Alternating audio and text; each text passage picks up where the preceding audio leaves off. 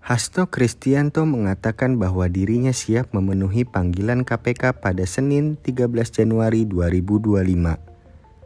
Menurut Hasto, dirinya akan bersikap kooperatif untuk memberikan keterangan kepada penyidik KPK saat pemeriksaan terkait kasus Harun Masiku. Hasto mengatakan dirinya bakal menghadiri pemeriksaan yang dilakukan KPK dengan kepala tegak. Dan saya perlu tegaskan bahwa saya sudah menerima surat panggilan dari KPK untuk hadir tanggal 13 Januari 2025 pada jam 10, dan saya katakan bahwa sebagai warga negara yang taat hukum, saya akan hadir memenuhi panggilan KPK tersebut dan memberikan keterangan dengan sebaik-baiknya. Saya memahami keseluruhan jalan politik PDI Perjuangan, jalan politik dari Bung Karno dan Ibu Megawati Soekarno Putri, sehingga terhadap proses ini akan saya jalani dengan penuh tanggung jawab, dengan kepala tegak, karena saya juga tahu sejak awal konsekuensinya ketika memperjuangkan demokrasi, prinsip-prinsip bekerjanya negara hukum, campur tangan kekuasaan yang sudah saya sampaikan di dalam disertasi saya tentang kelembagaan partai dan ketahanan partai politik. Karena itulah demokrasi ini harus kita junjung tinggi, semua harus menghormati supremasi hukum dengan sebaik-baiknya. Hasto juga sempat berkelakar mengenai persiapannya menjelang memenuhi panggilan KPK untuk pemeriksaan.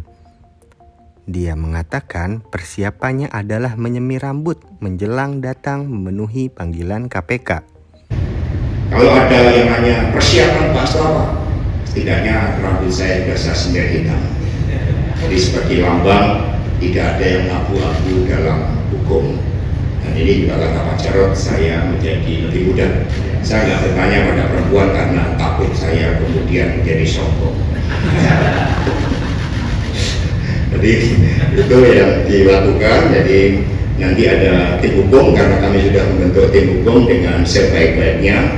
Karena itulah terkait dengan HUT partai Satyam Eva Jayate, karena kepentingan partai itu sama dengan kepentingan bangsa dan negara, harus dikedepankan.